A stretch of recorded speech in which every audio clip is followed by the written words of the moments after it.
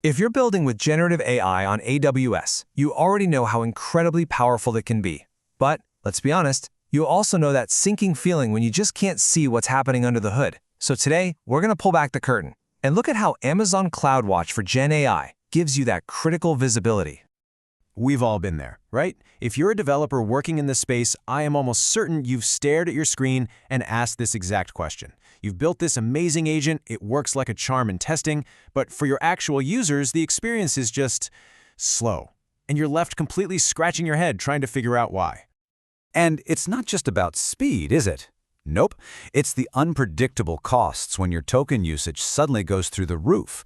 It's those weird, intermittent errors that you can never seem to replicate on your own machine. It's that nagging feeling that you're just flying blind in production. Honestly, Gen AI can often feel like a powerful but totally opaque black box. But what if we could take that black box and turn it into a glass box? Well, that is the entire promise behind a new suite of observability tools from AWS. It's all about trading that frustrating uncertainty for crystal clear clarity, so you can gain the confidence to run these incredible applications at scale. So, what is this thing really? At its core, CloudWatch Generative AI Observability is a specialized toolkit designed just for your AI workloads, and its mission is super simple: observe everything. From the foundational model all the way up to your agent's complex logic, so you can finally understand its performance, monitor its health, and pinpoint issues in a snap. The service really breaks down this whole problem into two fundamental pieces. You could call them the two pillars of observability for any Gen AI app. You've got to understand both the engine, which is the model, and the driver, which is your agent. And this slide frames that split perfectly. On one side, you have model invocations, which is all about the engine's raw performance. We're talking token counts, latency, raw errors. It answers the question, how is my model performing? But then on the other side, Bedrock Agent Core is all about the driver, the agent's logic, its memory, the tools it uses. This answers a much deeper question, how is my agent thinking?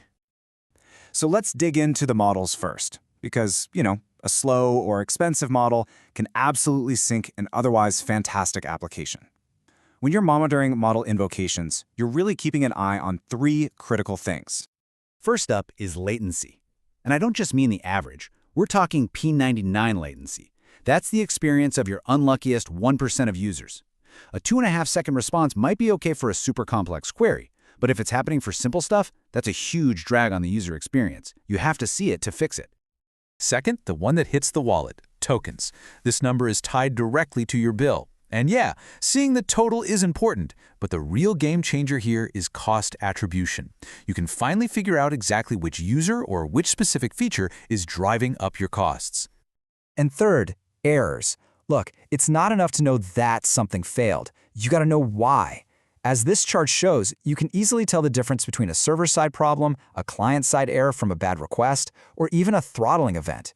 Each one needs a totally different fix, and now you know exactly where to start digging.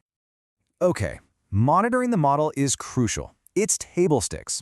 But the real magic, the feature that truly turns that black box into a glass box, is end-to-end prompt tracing. This right here is the ultimate debugging tool for your agent's logic. The whole idea is just so powerful. Instead of drowning in a sea of aggregated metrics, you can isolate and follow the journey of a single user request that went wrong.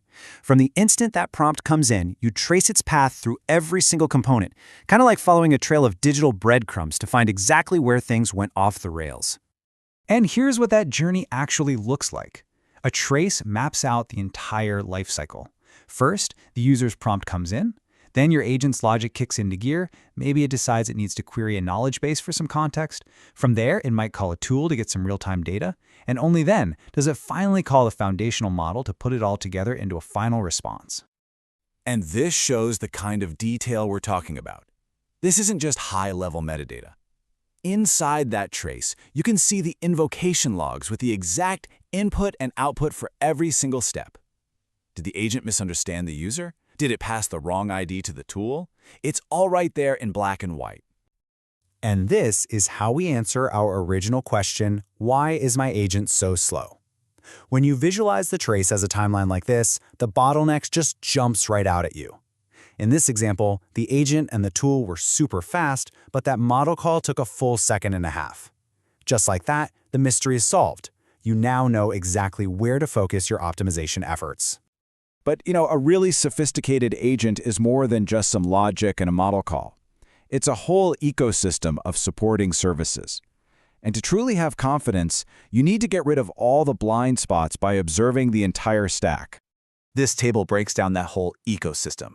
So you're not just watching the model. You're monitoring the agent's memory to make sure it has the right context, the tools to see if they're executing properly, the gateways to your external APIs, and even the identity service for security. It is truly the whole shebang, from end to end. So, what does this all add up to? What's the bottom line? Well, it's about a fundamental shift in your confidence level. It's about finally having the tools you need to graduate your GenAI app from a cool experiment to a reliable, enterprise-grade service that your business can actually depend on. So, let's wrap up with the key takeaways. With that end-to-end tracing, you can troubleshoot issues in minutes, not days. By monitoring token usage, you can finally get a real handle on your costs. By watching those key performance metrics, you can guarantee a great user experience. And most importantly, you get the confidence to finally move your app into production. And that brings us to the final and most critical question. You've poured all this effort into building an innovative GenAI application.